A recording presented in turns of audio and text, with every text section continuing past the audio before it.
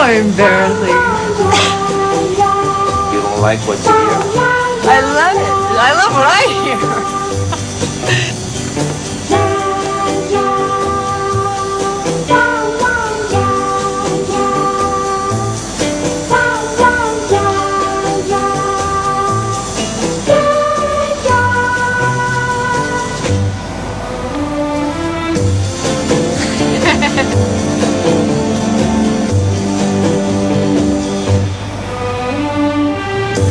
This is a funny story.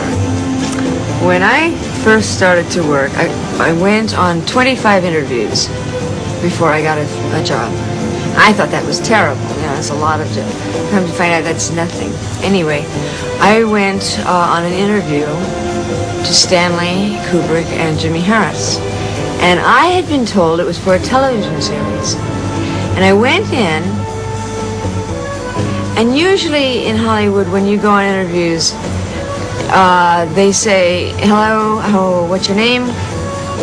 Thank you very much, goodbye. These two said things like, where do you date? Where do you go? What do you do? What time do you come home? What does your mother think of that? Where did you buy that dress? They asked me questions that, you know, I would have to answer, that I did answer. And so when they kept me in there for a whole hour. It was amazing. So when I left, I was walking out and I ran into a girlfriend of mine who also went on all the same interviews. And she said, what's it like? I said, I don't know. I don't know what those guys are doing, but it's a whole lot of fun. You might as well just go anyway. But I didn't think they were making a film. I thought they were just amusing themselves.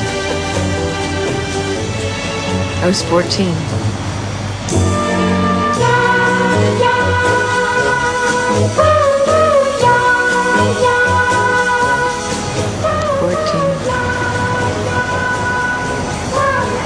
Had you heard of the book you read? Yes, I had not only heard of the book, a girlfriend of mine and I had an older girlfriend who had the book, and we would go over and she would read us parts from the book, and we all thought that was very risque. I was only 13 when we were doing that, but before I did the screen test, my mother told me the whole story and made it very clear so that I would know what was going on. And she wanted to make sure I didn't have any problems with that. Mother was very protective of my feelings. And you didn't have any problems with it? No, I didn't have any problems with that. I mean, it wasn't like I had to do it. It was only a movie. You know, I didn't have to have an affair with an old man. I just had to make a movie about it, so. And the making of the movie was such a joy.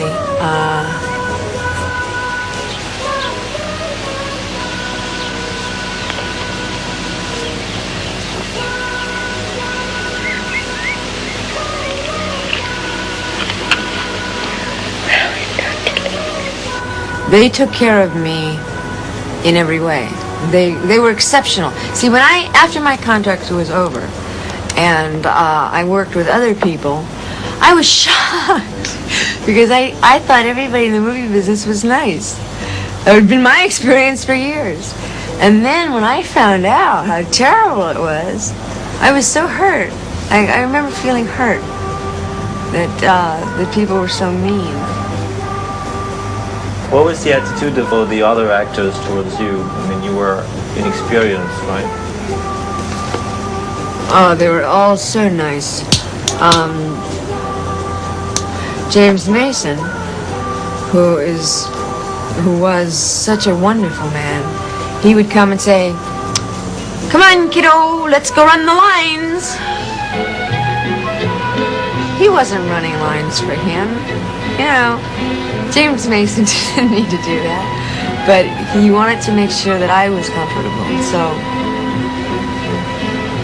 In your characterization of Lolita, you have a lot of skulls and wings and all kind of funny things like this. So a lot of those things came out of the fact that I was a child on a movie set for the first time in my life with nothing to do most of the time.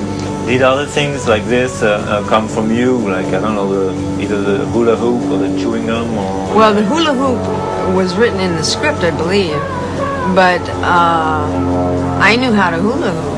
I was 14. Everybody 14 knew how to hula hoop.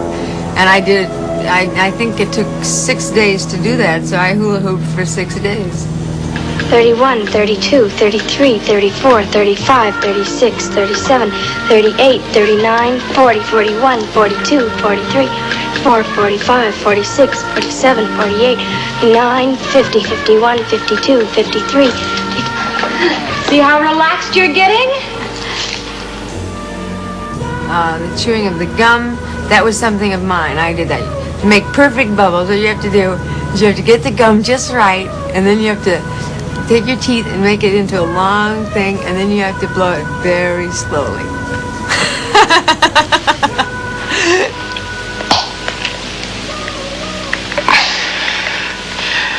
I believe you. It's partly my fault, I realize. That is something that's happened on account of this horrible place. All these people poking their nose into our business, and I never see you anymore, what with your soda fountains and your extra... Stop doing that!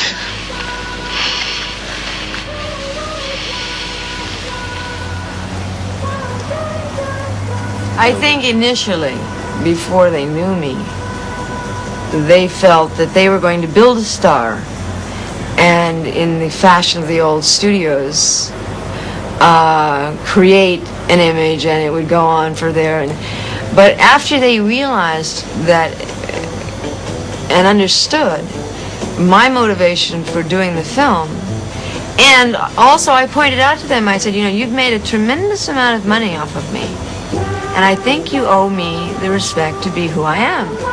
I did your movie, and now I need to get on with the rest of my life. I'll be happy to work again, but not every second. So I did I did promotion tours for them that went on, I can't remember if it was 1 year or 2 years. Then Night of the Iguana had more promotion tours where I had to travel all over the world. This is not my idea of a good time. I hate the spotlight. I hate people looking at me. I don't like people, strangers asking me questions. I like to be left alone, really.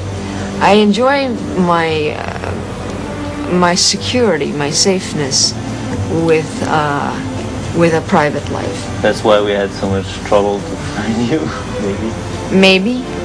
It's not that I'm hiding anything. What did you have to do when you were doing promotion for Lolita? Did you have to play the part of the hilt again, or? God. What did I have to do? It was horrible. I had to travel all over the world. I had to eat breakfast, lunch, and dinner with press people. In between that, we'd have press conferences and personal interviews. I got to sleep about 3 hours a night. I fell asleep in train stations, bus stations, cabs.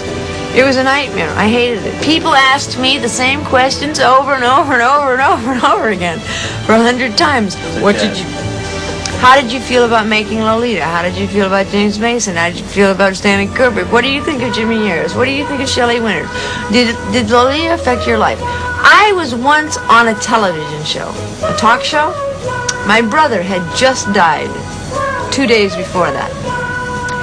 The interviewer opens his show by saying, and now I was 16 years old, he said, did your brother kill himself because you played Lolita? I didn't say a thing. I got up and I walked off, and I couldn't even dignify that with, you know, don't you have good sense, sir? I had no words. I left that, and that's typical of the reason that I can't be a movie star. I never could.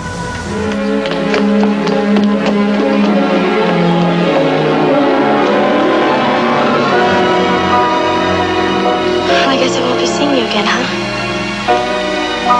I shall be moving on. I must prepare for my work at Beardsley College in the fall. Then I guess this is goodbye. Yes. Don't forget me.